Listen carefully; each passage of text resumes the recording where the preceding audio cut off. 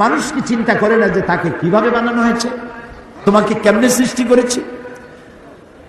খুলিকা মিন mine দাফিক, সবেগে নির্গত পানি দিয়ে তোমাকে সৃষ্টি করা হয়েছে, যা ইয়াখরুজু মিন বাইনিস সুলবি ওয়াত তারাইব, যা পিতার পৃষ্ঠদেশ এবং মায়ের বক্ষপিঞ্জর থেকে তৈরি হয়।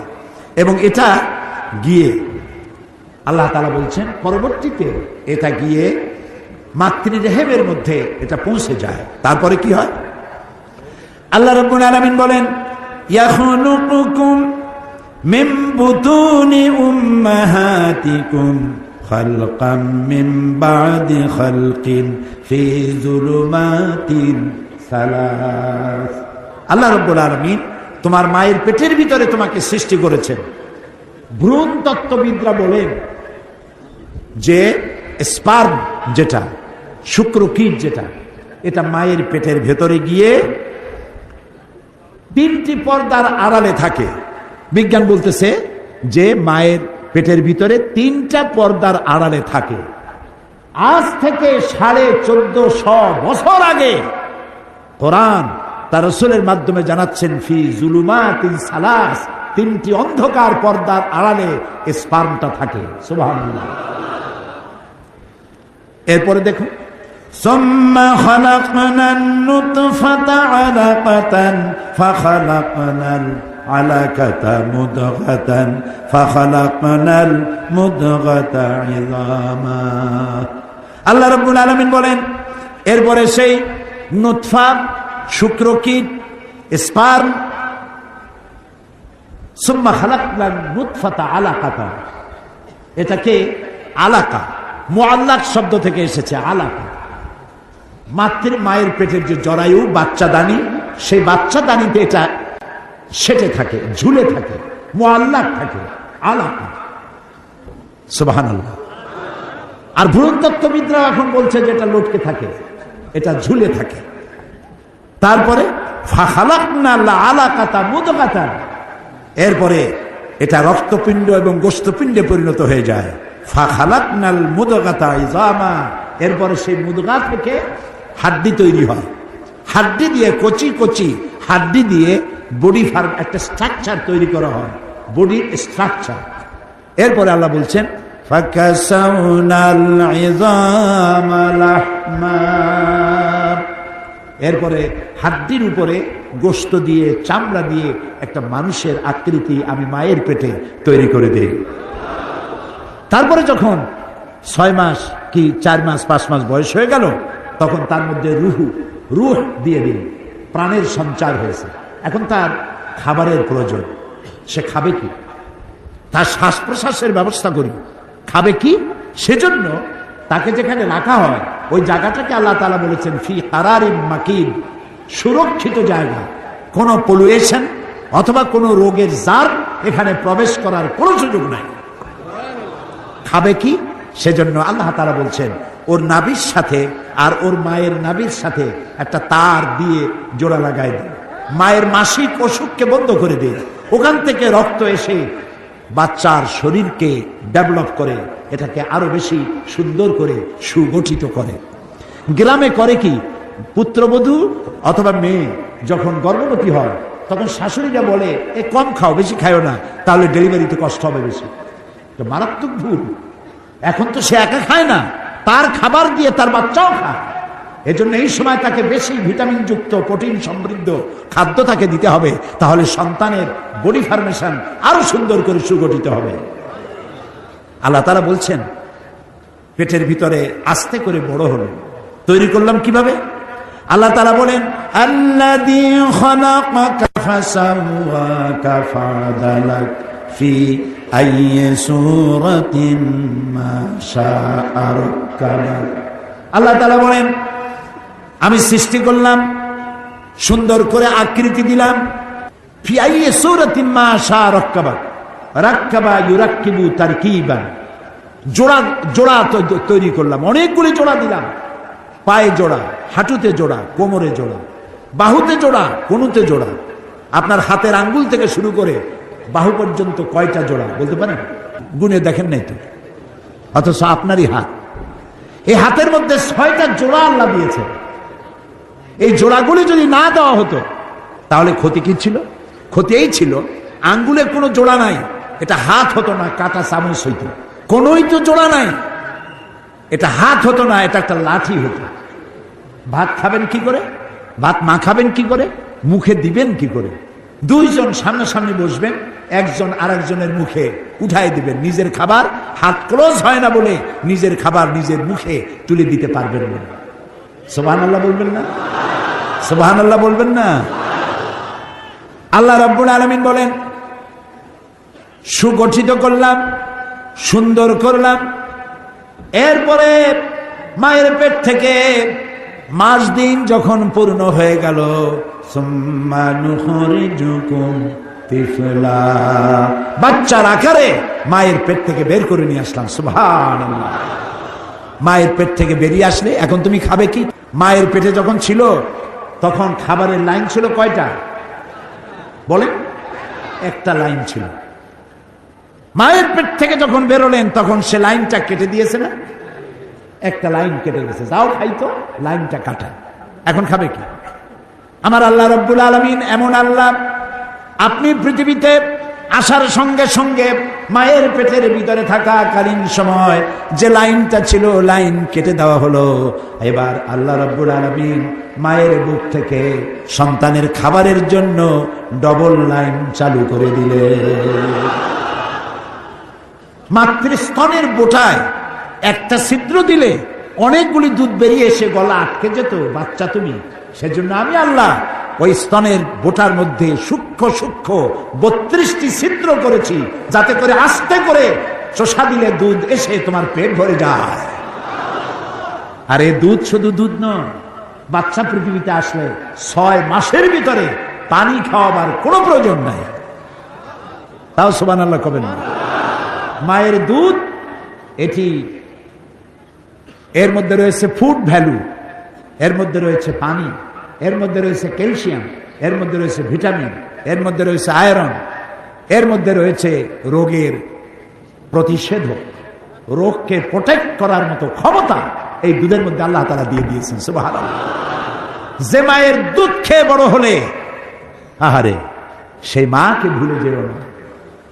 এ মা হচ্ছে এমন মা যিনি বাচ্চাকে ঘুম না পড়াইয়া নিজে ঘুমান না, বাচ্চাকে গোসল না করাইয়া নিজে গোসল করেন না, বাচ্চাকে না খাওয়াইয়া নিজে খান না। অনেক লক্ষ্মী ছাড়া পুরুষ আছে, স্ত্রীর কথা মতো মায়ের সাথে কথা বলা বন্ধ করে দেয়। অবশ্য বগুড়ায় এরকম নাও থাকতে পারে। এগুলো কপাল করে। এগুলো কি বলেন? কপাল করে। মায়ের সাথে কথা বন্ধ করছো। আবার কেউ কেউ বলে, এই বুড়িটা মরে না কেন? ইন্না লিল্লাহি ওয়া ইন্না ইলাইহি রাজিউন। মায়ের মরতে কও। তোমার যখন অসুখ হয়েছিল, টাইফয়েড হয়েছিল, চিকিৎসায় কাজ হয় না, সবাই ঘুমায় গেছে, তোমার মা তোমার কাছে বসে তাহাজ্জুদের নামাজ পড়ে সূরা ইয়াসিন তেলাওয়াত করে চোখের পানি দিয়া বুক ভাসাইছে আর বলেছে, আল্লাহ আমার জীবনের বিনিময় আমার বাসারে তুমি বাঁচাইয়া দাও, আমার কলিজার টুকরা সন্তানটাকে দয়া করে তুমি বাঁচাইয়া দাও। যে মা গভীর রাত্রে তোমার জন্য নিজের জীবনের বিনিময় বাঁচার জন্য দোয়া করলেন, সেই মাকে বড় বুড়ি মরে না কেন? নাউজুবিল্লাহ, নাউজুবিল্লাহ। প্রিয় ভাই সব, মা হচ্ছে একটা অক্ষর মা। আহারে, একটা অক্ষর মা। মনে হয় সারা দুনিয়ার সব মধু আল্লাহ একটা অক্ষরের মধ্যে ঢুকাই দিয়েছে। মা। বিদেশ থেকে যখন সন্তান আসে, চাকরি বাকরি করে সৌদি আরব, কুয়েত, কাতার, সকলের চোখ থাকে বাক্সের দিকে, আমার জন্য আনছে কি? একমাত্র মা মুখের দিকে তাকায়, আহারে বাসার মুখটা শুকায় গেছে, খাই নাই কিছু। ও বাবা কখন খাইছিস? আর কেউ বলে, যিনি মা হারাইছেন তিনি বুঝবেন কি হারাইছেন। কেউ জিজ্ঞেস করবে না খাইছো কখন, ঠিক মতো জায়গা মতো পৌঁছে গেছো কিনা জিজ্ঞেস করে না। এজন্য কবি বলেছেন, বিদেশে বিরাজ্যে যার পুত্র মারা যায়, পশু পাখি না জানিতে আগে জানে মা। মায়ের কলিজায় টান লেগে যায়, সহ্য করতে পারে না। সুতরাং মায়ের জন্য আল্লাহ তাআলা দোয়া করতে বলেছেন, আমার কাছে দোয়া করো। কে দোয়া শুকাইছে? মা বাপের জন্য আমার কাছে দোয়া করো। আল্লাহ তাআলা বলেছেন, ওয়াকাদা রাব্বুকা আল্লা তা'বুদু ইল্লা ইয়াহু ওয়া বিল ওয়ালিদাইনি ইহসানা। তোমার রবের পক্ষ থেকে চূড়ান্ত সিদ্ধান্ত হয়ে গেছে, আমি আল্লাহর ইবাদত করার পর তোমার মা বাপের খেদমত করবে। সুবহানাল্লাহ। ওয়াকুল লাহুমা কাওলান কারীমা, আর মা বাপের সাথে অসম্মানজনক কথা কখনো বলবে না। মা বাপরে ধমক দিবে না, চোখ মোটা করবে না। অনেক ছেলে পেলে আছে মা বাপ মারে পর্যন্ত, চোখ মোটা করে তাকাও কার দিকে? আল্লাহ ইচ্ছে করলে তোমাকে অন্ধ বানায় দিতে পারে। এটা বেয়াদবি করার জায়গা নয়। তোমার মা যদি দুশ্চরিত্রাও হয়, তুমি তাকে ধমক দিতে পারো না। তোমার মা যদি মুশরিক হয়, কাফের হয়, তাও তুমি তাকে ধমক দিতে পারবে না। মায়ের মতো আদর করতে হবে, যত্ন করতে হবে, তার সেবা করতে হবে, তার কাছে দোয়া চাইতে হবে। তোমার জান্নাত তোমার মায়ের পায়ের তলে। সুবহানাল্লাহ। আল্লাহ রাব্বুল আলামিন দোয়া শিখাচ্ছেন, বান্দারে তোর মা বাবার জন্য আমার কাছে দোয়া কর। রব্বির হামহুমা কামা রব্বায়ানি সগীরা। পড়েন সবাই, রব্বির হামহুমা কামা রব্বায়ানি সগীরা। আল্লাহ তাআলা আমার মা বাপ আমার অসহায় কালে আমাকে যে যত্ন করেছেন। আমরা অসহায় ছিলাম না, ক্ষুধা লাগলে বলতে পারতাম না যে মা ক্ষুধা লাগছে। পৌষ মাসের শীতে পেশাবের মধ্যে পড়ে আছি, পায়খানার মধ্যে পড়ে আছি, আমি বলতে পারি না যে আমি কষ্টে আছি। তা আমার অসহায় কালে আমাকে মারে নাই, ধরে নাই, আছাড় মারে নাই, আমাকে যত্ন করেছে। আহারে, আয় আল্লাহ, আমার অসহায় সময় যে মা বাবা আমাকে যত্ন করলেন, আদর করলেন, আমার মা বাবা আজ বার্ধক্যে পৌঁছে গেছে অথবা মারা গেছে, তাদেরকে তোমার রহমতের কোলে লালন পালন করো। প্রিয় ভাই সব, মা বাপের খেদমতের ওয়াজ করা আজকে আমার বিষয় না। আমার বিষয় ছিল মানব সৃষ্টি রহস্য। দেখুন, আমাদের দেশে বিয়ের পরে যদি সন্তান 6 মাসের মাথায় যদি সন্তান হয়, লক্ষ্য করে শুনতে হবে, তা নাহলে কিন্তু মিস করবেন। বিয়ে করেছে, 6 মাসের মাথায় গিয়ে বাচ্চা হয়েছে। শ্বশুর শাশুড়ি তো দূরের কথা, স্বামীও চিন্তা করে যে এই বাচ্চা বোধহয় আমার না, এত তাড়াতাড়ি বাচ্চা হইল কেন? কি বল? এখন বিজ্ঞানীরা বলছে যে না, 6 মাসের ভিতরে যদি সন্তান হয় তা তার স্বামীর সন্তান, বলতেছে বিজ্ঞান।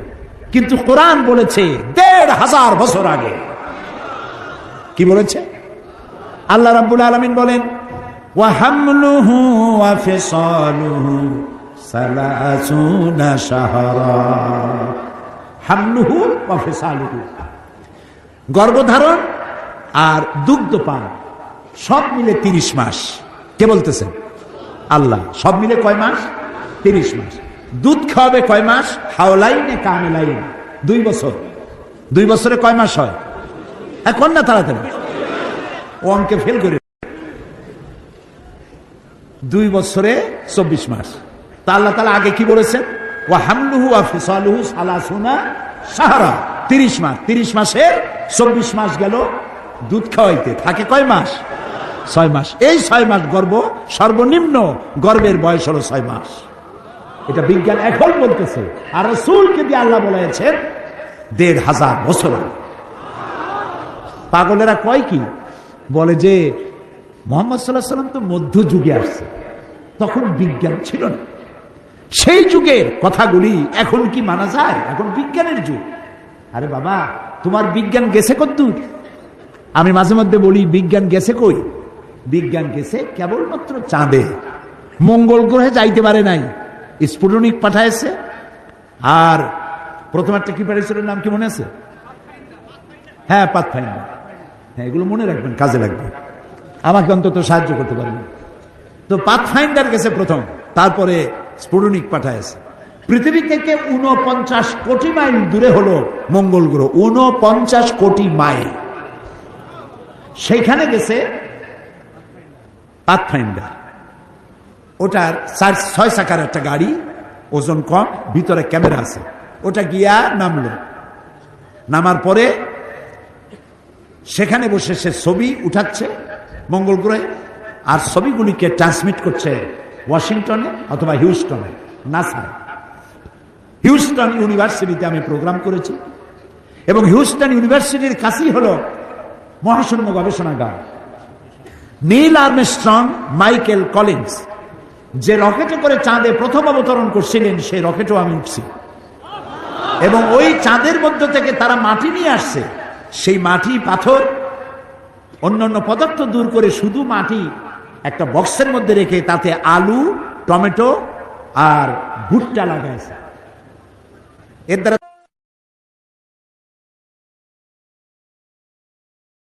তাহলে দেখেন বিজ্ঞান আর কোরআন কত দূরে। তবে বিজ্ঞান আস্তে আস্তে কোরআনের কাছেই আসতে হবে, আসতেছে। এরপরে এই শরীরকে আল্লাহ তাআলা নার্ভ সিস্টেম করেছেন। মাথা থেকে শুরু করে পা পর্যন্ত শিরা, উপশিরা আছে, অসংখ্য শিরা এবং উপশিরা দেওয়া হয়েছে। এগুলি কেন? এগুলি এই জন্য যে আপনার এই শরীরটাকে উত্তপ্ত করার জন্য, গরম করার জন্য বডির মধ্যে একটা জেনারেটর আছে। জেনারেটরের নাম কি? হার্ট, হৃৎপিণ্ড। হৃৎপিণ্ডের কাজ কি? হৃৎপিণ্ডের কাজ হচ্ছে সিস্টোলিক এন্ড ডায়াস্টোলিক। এটা সম্প্রসারণ, সংকোচন এরকম করে। কেন করে? এই জন্য আপনি আর আমি কার্বোহাইড্রেট খাই। শুনতেছেন? কার্বোহাইড্রেট কি? কার্বোহাইড্রেট হচ্ছে ডাল জাতীয় খাদ্য, আটা জাতীয় খাদ্য, চিনি জাতীয় খাদ্য, চাল জাতীয় খাদ্য। এই 4 প্রকার খাদ্যকে কার্বোহাইড্রেট বলা হয়।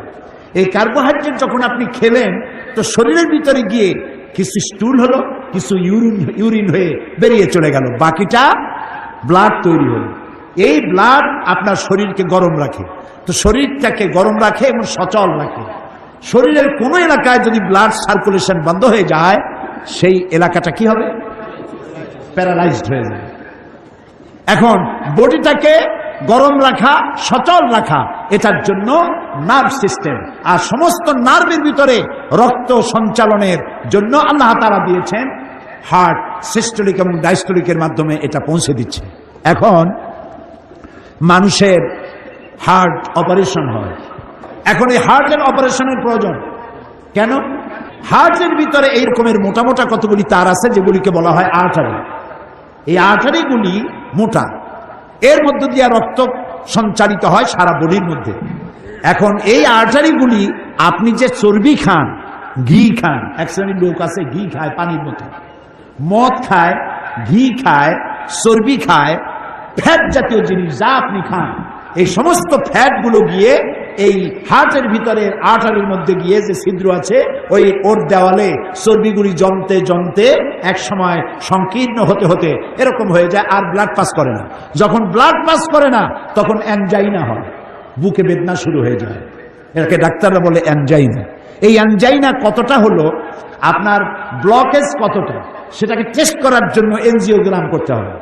এনজিওগ্রাম করে দেখবে যে 100%, 75% or 80%, 3টা বা 4টা বা 5টা ব্লক হয়ে গেছে। এখন আপনাকে যদি বাঁচাইতে হয়, তাহলে বাইপাস অপারেশন করতে হবে। আমি আপনার চিকিৎসা শিখাইতেছি না, আমি কোরআনের দিকে নিয়ে আসতেছি। বাইপাস অপারেশন করার পর ব্লক হয়ে যাওয়া, বন্ধ হয়ে যাওয়া রগগুলি আর্টারি কেটে নতুন রগ, নতুন আর্টারি লাগাতে হবে। ওটা গরুর কাছ থেকে নেওয়া যাবে না, ওটা ছাগলের কাছ থেকে নেওয়া যাবে না। আল্লাহ রাব্বুল আলামিন এমন মহাবিজ্ঞানী, যিনি মানুষের রানে, উরুতে আর হাঁটুর নিচে এবং হাতের ভিতরে কিছু স্পায়ার পার্টস হিসাবে কিছু রগ আলাদা করে রেখেছেন। অপারেশনের সময় ডাক্তার ওই সব জায়গা থেকে রগ কেটে নিয়ে হার্টের মধ্যে লাগায় দিয়া আবার নতুন করে রক্ত সঞ্চালনের ব্যবস্থা করে দেয়। সুবহানাল্লাহ। কিডনি লাগবে একটা, আল্লাহ দিয়েছেন 2টা। কয়টা লাগবে? একটা হলে হয়, কিন্তু আল্লাহ দিয়েছেন 2টা। বেশি করে পানি খাবেন। বেশি করে কি খাবেন? পানি। বেশি পরিমাণ পানি খাবেন। যত বেশি পানি খাবেন, আপনার কিডনি তত সচল থাকবে, সজীব থাকবে। পানি খাবেন আর আলহামদুলিল্লাহ খাবেন, আর বলবেন আল্লাহ মৃত্যুর সময় যেন পানির কষ্ট দিও না। সুবহানাল্লাহ, সুবহানাল্লাহ। আল্লাহর নবী বলেছেন, মৃত্যুর সময় মালাকুল মউতকে দেখার পরে এমন পানির পিপাসা হবে, মানুষ বলবে আয় আল্লাহ 7টা সমুদ্রের পানি যদি পান করতে পারতাম, যে পিপাসা লেগেছে এ পিপাসা নিবারণ হতো না। মানুষেরা বোঝে না, সেই জন্য বলে কোন নেতা যখন হসপিটালে অসুস্থ হয়, কয় যে নেতা হসপিটালে মৃত্যুর সঙ্গে পাঞ্জা লড়িতেছে। হ্যাঁ, মৃত্যুর সাথে পাঞ্জা লড়বা তুমি? মালাকুল মউত দেখলে তো তোমার কলিজা ঠান্ডা, হিম শীতল হয়ে যাবে মালাকুল মউতকে দেখলে। প্রিয় ভাই সব, আল্লাহ রাব্বুল আলামিন এই শরীরটাকে বাঁচাবার জন্য যা যা প্রয়োজন সব আপনার আমার সাথে দিয়ে দিয়েছেন। আল্লাহু আকবার। এরপরে ব্রেন, এই মাথা, বলেন তো কি মাথা, এই মাথার মধ্যে দিয়েছেন ঘিলু। ঘিলু বা ব্রেন খাইছেন আপনারা? আরে আল্লাহ রে, আমি কি মানুষের গিলু খাইতে কইছি? গরুর গিলু খান নাই? ছাগলের ব্রেন খান নাই? তো কথা কইতে ভয় পান কেন?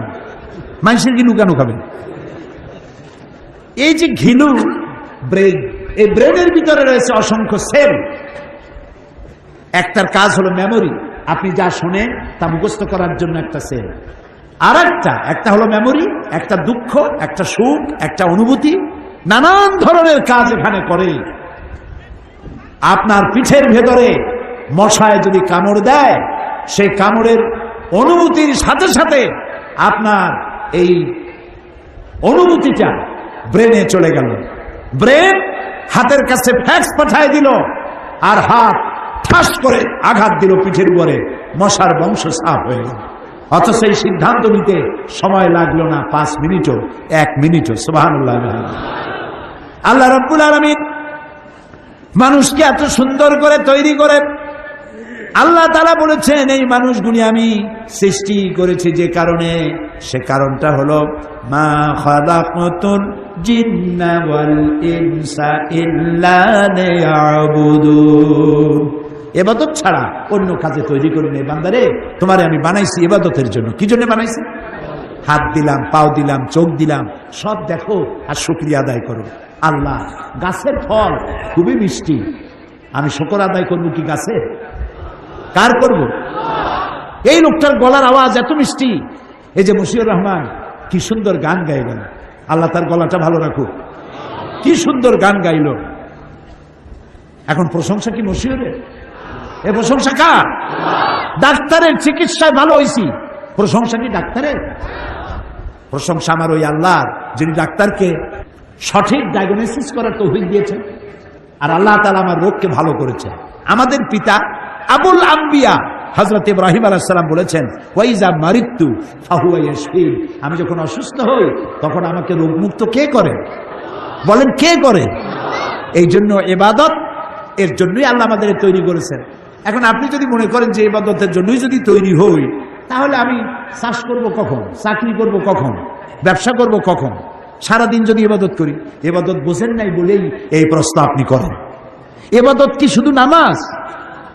শুধু নামাজ রোজা ইবাদত নয়, শুধু নামাজ রোজা হজ যাকাত ইবাদত নয়।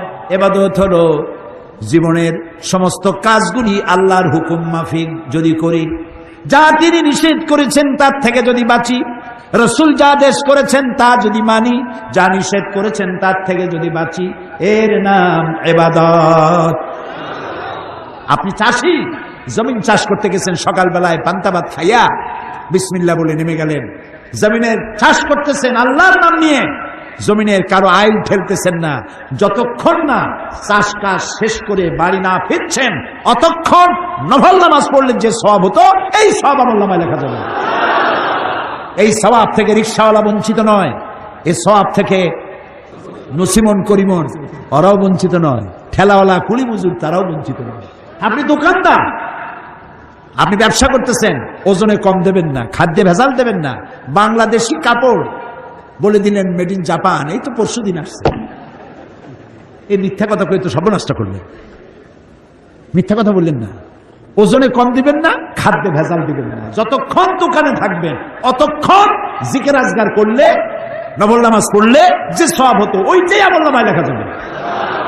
এমনকি বোর জন্য যে শাড়ি কিনবেন, ব্লাউজ কিনবেন, চিংড়ি মাছ কিনবেন, তরিতরকারি কিনবেন, সেটাও ইবাদতের মধ্যে শামিল, যদি তা হালাল পয়সা দিয়ে হয়। হালালে বরকত হয়, হারামে কোনো বরকত হয় না, হয় না। কুত্তা, বগুড়ায় কি কুত্তা কয় না কুকুর কয়? দুটাই বলে। আচ্ছা, কুত্তায় বাচ্চা দেয় কয়টা বছরে? হ্যাঁ, 7টা 8টা 10টা। ওর তো ফ্যামিলি প্ল্যানিং নাই, জনমের মতো হয়, জনমের মতো হয়, মরেও জনমের মতো। যদি যত কুত্তা হয় সবগুলি যদি বাঁচত, আপনারা মাহফিলে কুত্তার জ্বালায় আসতেই পারতেন। যেমন হয় তেমন মরে। গাভী প্রতি বছর বাছুর দেয় কয়টা? মাত্র একটা। আর মুসলমানেরা যা খাওয়া খায়, তারপরেও হিসাব করেন, গণনা করেন, জরিপ চালান, কুত্তা বেশি না গরু বেশি? গরু বেশি। কারণ কুত্তা হারাম, গরু হালাল, সেই জন্য ওটাই বরকত নাই, এটাই বরকত আছে। যারা অফিসার হাজার হাজার টাকা বেতন পান, সরকারের চেয়ারে বসেন, মানুষকে কষ্ট দিবেন না। ওখানে আপনাকে বসাইছি মানুষের উপকার করার জন্য, সেজন্য গভর্নমেন্ট আপনাকে পিএস দিয়েছে, এপিএস দিয়েছে, চেয়ার দিয়েছে, অফিস দিয়েছে, এসি দিয়েছে, বোনাস দিয়েছে, বেতন দিয়েছে, সব দিচ্ছে। এরপরে আবার জনগণের ফাইল আটকাইয়া তারপরে টাকা আদায় করেন। অবশ্য বগুড়ার অফিসাররা করেন, আমি অন্য জেলার কথা বলতেছি। এই কাজটা যে করেন, মানুষের বুকের উপরে রিভলভার ঠেকাইয়া পয়সা আদায় করা যেমন সন্ত্রাসী তৎপরতা, কোন মানুষের ফাইল আটকায় টাকা আদায় করা তার থেকে বড় সন্ত্রাসী তৎপরতা। সুতরাং আপনার পয়সা হারাম হয়ে যাচ্ছে। বেতনটা নিলেই ভালো হইতো, আপনি ঘুষ খাইলেন। কি হইল জানেন? যে লোকটা ঘুষ দিল সে তো বড় কষ্টে পড়ে দিয়েছে, তার কাজটা দরকার, সেজন্য ঘুষ দিয়েছে। ঘুষ দিয়া যাওয়ার সময় বলতে বলতে যায়, আল্লাহ এতগুলো টাকা ঘুষ নিল, ওরে কলেরা দাও, ওর বউরে বসন্ত দাও, আর ওর বাচ্চাগুলারে ক্যান্সার দাও। এই জন্য শান্তি পাবেন না। ঘুষ যারা খান, বেতন পান 10,000 টাকা, ঘুষ খাইছেন 50,000 টাকা, জমবে না মোটেও। বউরে ধরবে জেনে, মাইয়েরা ধরবে বুতে, ছেলে হবে গুন্ডা, বন্ধু থাকবে কয়েকটা হোন্ডা। হোন্ডা, গুন্ডা, বুথ, জেন, এগুলোর পয়সা দিতে দিতে সব শেষ। দেখা যাবে মাসের শেষে টাকা টোকা নেই। অথচ দেখেন রিক্সাওয়ালা, গরিব রিক্সাওয়ালা, ওর কিন্তু কোনো চিন্তা নাই, টেনশন নাই, কোনো পাহারাদার নাই, পিএসও নাই, এপিএসও নাই। সকালবেলায় পান্তা ভাত খাইছে। বড় লোকেরা পান্থা খায় পয়লা বৈশাখ। পয়লা বৈশাখ কামিং, খুব দ্রুত আসতেছে।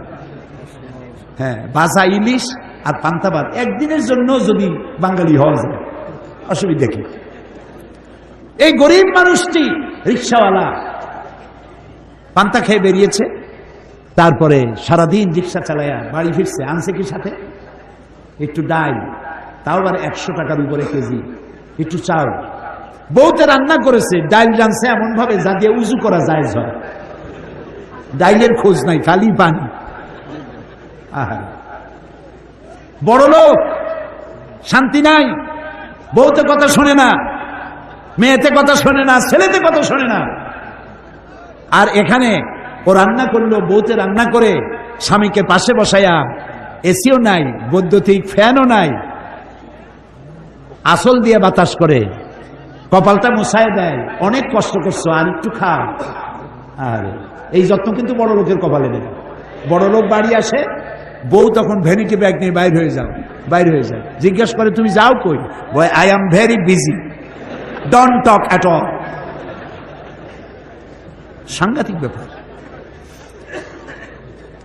আরে গরিব মানুষ, রিক্সাওয়ালা, ভ্যানওয়ালা, কুলি, বউতে আদর করতেছে, আর একটু খাও, মেলা কষ্ট করছে। বউর আদর পাইল, ঘুমাবে, ওর গদি নাই, বালিশ নাই, ওর বালিশটা ইটের উপরে কাবার দিলে যা হয় তাই, চটের উপরে শুয়া চোখ বুঝে গেছে। বড় লোক তো কত রকমের ট্যাবলেট খায়, ঘুম হয় না, কোন ফাইল দিয়ে গুলিয়ে এসে কলজাটারে ফুটো করে থুয়ে যায়। এর ওইসব চিন্তা নেই। ইট মার্কা বালিশের উপরে শুইছে, এমন গভীর ঘুম এসে গেছে, ওর নাকের গর্জনে ট্রাকের ইঞ্জিন ফেল। কাজে শান্তি হালালে আসে, হারামে আসে না। সেজন্য আপনার ইবাদত হচ্ছে প্রত্যেকটি কাজ আমি করব আল্লাহর হুকুম মাফিক, আল্লাহর হুকুমের বাইরে আমি যাব না। আমি আজকে যত যুবক এসেছে এই মাহফিলে, আমি প্রথম দিনই বলেছিলাম আপনারা বসা অবস্থায় আপনার ডান বায়ে তাকায় দেখেন দাড়ি পাকা লোক কত আর যুবক কত। অন্তত 95% যুবক আর যুবক। তোমরা আমাদের কলিজার টুকরা সন্তান, তোমরা আমাদের অ্যাসেট, তোমরা জাতির ব্যাকবোন। তোমরা যদি বেকা হয়ে যাও গোটা জাতি শেষ হয়ে যাবে। চরিত্রটা ভালো বানাও। কেন অন্যের মেয়েকে তুমি SMS করতে যাবে? দেখছেন দেখছেন এই যে রাত 12টার পরে ওই মোবাইল কোম্পানিগুলি ফ্রি টক টাইম করেছে। তো রাত 12টার পরে স্বামী স্ত্রীর কোনো দুঃখ আছে নাকি? ফ্রি টক টাইম ব্যবহার করবে, বউরে তো কাছেই পাইছে। রাত 12টার পরে তো যার কাছে বউ নাই ওর দরকার ফ্রি টক টাইম। বাচ্চাগুলারে কিভাবে, আর ছেলেবেলের দোষ দেব কি, বাচ্চাগুলারে কিভাবে সর্বনাশ করে দেখেন। বিজ্ঞাপনের মধ্যে দিয়েছে এই যে তুমি নতুন আসছো নাকি এই কলেজে, এই নাও আমার টেলিফোন। একটা মেয়ে আসে বললো এই নাও আমার টেলিফোন, নতুন আসছো বুঝি, দরকার হইলেও করে দরকার না হইলেও করে। কিভাবে সর্বনাশ করতেছে আমার আমার কলিজার টুকরা সন্তান, কিভাবে নষ্ট হয়ে যাচ্ছে। যুবকেরা, চরিত্রের চাইতে বড় জিনিস আর কিছু নাই। when character is lost everything is lost। চরিত্র যখন হারাবে তখন তোমার কাছে হারাবার মতো আর কোনো জিনিস রইল না।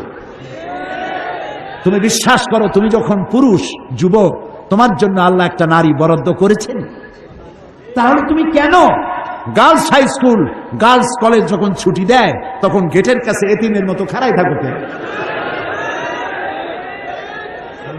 সমস্ত মেয়েদেরকে নিজের মায়ের মতো দেখো, সমস্ত মেয়েদেরকে নিজের বোনের মতো দেখো, তাহলে সমাজটা সুন্দর হবে, ভালো হবে। সুবহানাল্লাহ, সুবহানাল্লাহ। যুবকেরা, চরিত্র ভালো বানাও, তোমরা আমাদের সম্পদ। চরিত্র ভালো বানাবার জন্য কোরআন পড়ো, কোরআন পড়ো, কোরআন বোঝো।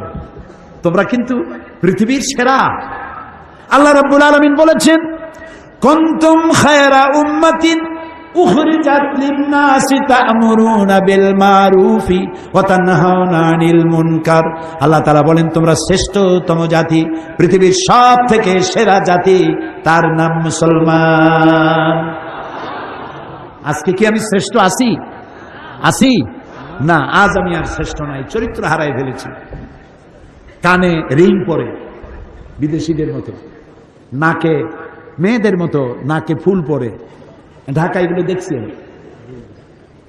রাসূলুল্লাহ বলেছেন যেসব পুরুষেরা নারীর বেশ ধারণ করে আল্লাহ তাদেরকে লানত করে, যেসব মেয়েরা পুরুষের বেশ ধারণ করে আল্লাহ তাদের লানত করে, অভিশপ্ত। এগুলো তুমি কেন করবে? তোমরা নিজেদের চরিত্রকে বিল্ড আপ করো, মানুষ যেন তোমারে দেখে। তুমি যদি নামাজ পড়তে যাও, যুবক ছেলে নামাজ পড়তে গেছো, তো নামাজ পড়তে তোমারে দেখা মুসল্লি বুড়া মানুষ যারা, তারা বলবে আরে এইসব যুবক নামাজ পড়তে আসছে, আল্লাহ ওর মায়েরে ভালো করো, ওর বাবারে ভালো করো। তোমার মাও দোয়া পাই, তুমিও দোয়া পেলে। আর যদি রাস্তায় মানুষ পেয়ে গেছো, সাথে সাথে চোখ মোটা করে, এই বেটা রাস্তায় বেরোচ্ছ না, আছে কি আছে বের কর, বের কর তাড়াতাড়ি। যা আছে বাইর করে দিল, আর বললো আল্লাহ এই শয়তানটারে গজব দাও, আর ওর মা বাপেরও গজব দাও, এমন শয়তান পেটে ধুইছে মায়। তো তোমার মা বাপকে তুমি গালি শোনাবা? প্রিয় বগুড়ার যুবকেরা, আমি কি তোমাদের কাছে এই ওয়াদা পেতে পারি যে তোমরা কোরআন শরীফ বুঝে পড়বে? শুধু যুবকদের হাত দেখতে চাই, শুধু যুবক। আল্লাহু আকবার, আল্লাহু আকবার। আলহামদুলিল্লাহ, আলহামদুলিল্লাহ। বসুন বসুন বসুন বসুন। আমি দাঁড়াতে বলি নাই, দাঁড়াতে বলি নাই, বসে। আমি খুশি হয়ে গেলাম, আমি খুশি হয়ে গেলাম। আল্লাহ খুশি হলেন, আলহামদুলিল্লাহ। আমি কি পয়সা চাইছি? আমি বলেছি কোরআন তোমরা বুঝে পড়বে। বাংলা ভাষা কোরআন শরীফের তাফসীর আছে, তোমরা কোরআন শরীফের তাফসীর পড়বা, হাদিস পড়বা, বুঝবা আর আমল করবা। জীবনটা কোরআন আর হাদিস দিয়ে সাজাবা। জীবনটা সাজাবে কি দিয়ে? কোরআন আর হাদিস দিয়ে। দুনিয়াও শান্তি পাবে, আখিরাতেও শান্তি লাভ করবে। প্রিয় যুবকেরা, তোমরা সমাজ সেবা করবে। কি করবে বলো তো? সমাজ সেবা। আজান হয়ে গেলেই সব মসজিদে চলে যাবে, 5 ওয়াক্ত নামাজ বা জামাত আদায় করবে। আল্লাহর নবী বলেছেন, লা দীনা লিমান লা সালাত লাহু, যার কাছে নামাজ নাই তার কাছে দ্বীন নাই। মান তারাকা সালাতান মুতাআম্মিদান ফাকাদ কাফারা, ইচ্ছে করে যে নামাজ ছেড়ে দিল সে কুফরি করলো। ইচ্ছে করে নামাজ ছেড়ে দিল সে কাফেরের কাজ করলো। নামাজ পড়লো না তো কিসের কাজ করলো বলেন না ভাই? নামাজ না পড়া কার কাজ? কাফেরের কাজ। কাফের হয় নাই, নামাজ না পড়লে কাফের হয় না। নামাজ না পড়াটা কাফেরের কাজ, আর নামাজ পড়াটা মুসলমানের কাজ। 5 ওয়াক্ত নামাজ সঠিকভাবে আদায় করবে। নবী করিম সাল্লাল্লাহু আলাইহি ওয়াসাল্লাম তার জীবনের সর্বশেষ যে কাজটা, কথাটা বলেছিলেন, সেটা ছিল কি? নামাজ। ইন্তেকালের 5 দিন আগে প্রচন্ড জ্বর হলো, মাথায় যন্ত্রণা হলো, বারবার বেহুশ হয়ে পড়েন।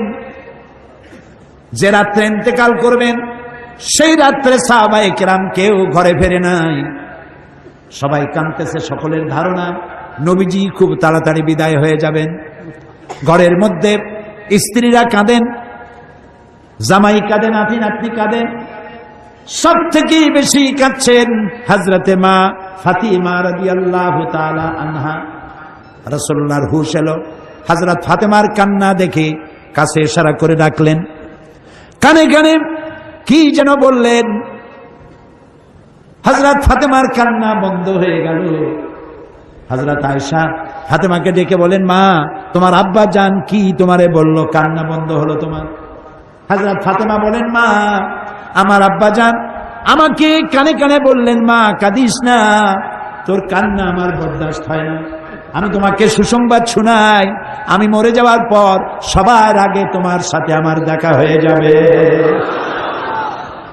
হযরত ফাতেমা বুঝতে পেরেছেন এর অর্থ হলো রাসূলের ইন্তেকালের পরে আত্মীয় স্বজনের ভিতরে সর্বপ্রথম ফাতেমার ইন্তেকাল হবে। হয়েছিল তাই। রাসূলুল্লাহ বেহুশ হয়ে পড়লেন, আবার হুশ হলো, আবার বেহুশ হলেন। ফজরের পরে হযরত জিবরাইল এসে বলছেন, আসসালামু আলাইকা ইয়া রাসূলুল্লাহ, হে আল্লাহর রাসূল, আল্লাহ আপনাকে সালাম বলেছেন আর তিনি জানতে চেয়েছেন আপনি কেমন আছেন। তিনি জানেন আপনি কেমন আছেন, তারপরেও তিনি জানতে চেয়েছেন আপনার মুখে আপনি কেমন আছেন। নবীজি বললেন, আমি বড়ই কষ্টের ভিতরে আছি, অসুস্থ আছি। হযরতে জিবরাইল বলছেন, ইয়া রাসূলুল্লাহ, একজন নতুন ফেরেশতা এসেছে আজ আমার সাথে, যে ফেরেশতা কোন মানুষের কাছে আসার জন্য অনুমতি কোনোদিন চায় নাই আর কোনোদিন চাবেও না, শুধু আপনার অনুমতি চায় আপনার কাছে আসার জন্য। সে ফেরেশতার নাম মালাকুল মউত। হযরতে মালাকুল মউত রাসূলের অনুমতি নিয়ে রাসূলের জাসাদ মুবারকের কাছে এসে সালাম পেশ করলেন। বললেন, ইয়া রাসূলুল্লাহ, আদম আলাইহিস সালাম থেকে নিয়ে শুরু করে এই পর্যন্ত আমি যত মানুষের জান কবজ করেছি আর কিয়ামত পর্যন্ত যত মানুষের জান কবজ করব, কারো কাছে অনুমতি চাই নাই, অনুমতি চাওয়াও আমার লাগবে না। কিন্তু আজকে আসার সময় আল্লাহ রাব্বুল আলামিন আমাকে বলেছেন আমি যেন আপনার অনুমতি চাই। রাসূলুল্লাহ বললেন, মালাকুল মউত, আমি যদি তোমাকে অনুমতি না দেই? হযরতে মালাকুল মউত বলেন, ইয়া রাসূলুল্লাহ, আল্লাহ তাআলা বলেছেন অনুমতি যদি না পাও ফিরে এসো। আল্লাহু আকবার, আল্লাহু আকবার। হযরতে জিবরাইল বলেন, ইয়া রাসূলুল্লাহ, আল্লাহ রাব্বুল আলামিন আপনার সঙ্গে দিদারের ইন্তজার করতেছেন। নবী বললেন, মালাকুল মউত, তুমি তোমার কাজ শুরু করতে পারো। মালাকুল মউত যখন জান কবজ করতে যাবে, রাসূলুল্লাহ বললেন, আয়েশা একটু কাছে আসো। ওই যে সোনা ছিল কয়েক টুকরা, সোনাগুলোর খবর কি? 6 টুকরা, ছোট্ট ছোট্ট 6টা টুকরা সোনা ছিল, সোনাগুলো কই? হযরত আয়েশা বলেন, আমি তার যত্ন করে রেখেছি।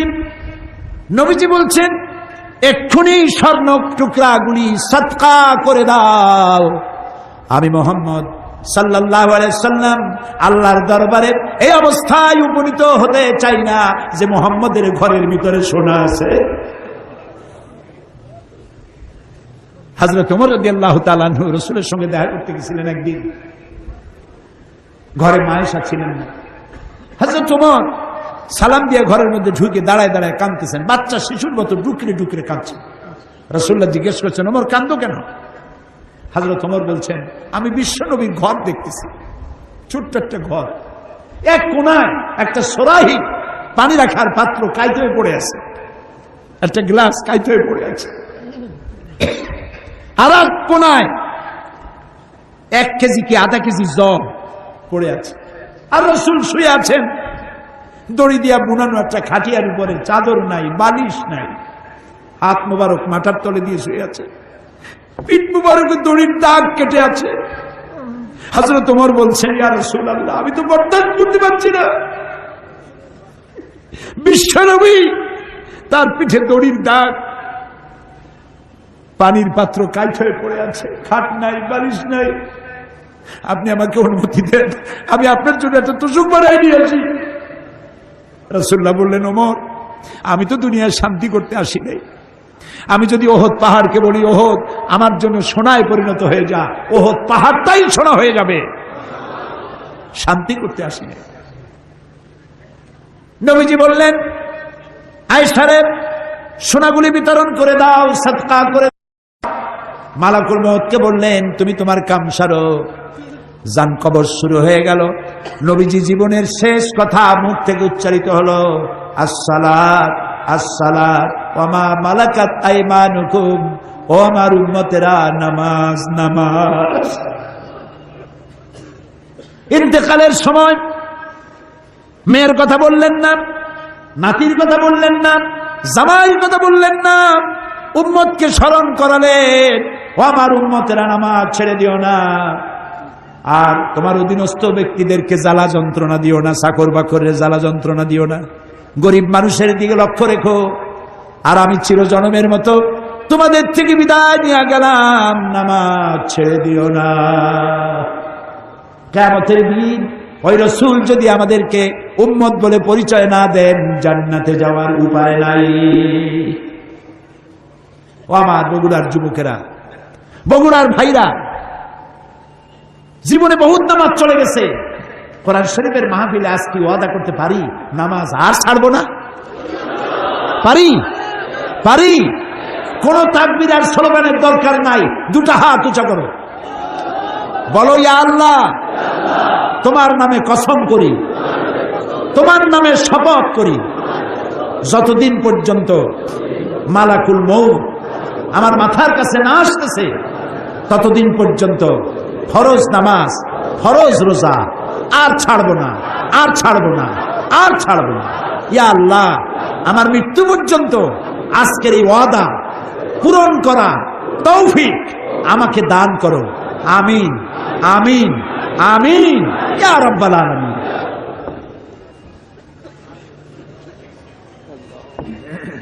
প্রিয় ভাই সব,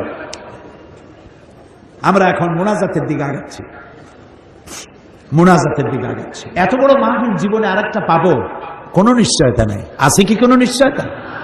তাহলে দাঁড়ানো ভাইরা বসেন, আমি কিন্তু একবারও বলি নাই বসেন বসেন। এই মাহফিলের এই মাইকের আওয়াজ যদ্দূর শোনা যায়, রাস্তায় আছেন, ছাদের উপরে আছেন, যেখানে আছেন সেখানে বসেন, যেখানে আছেন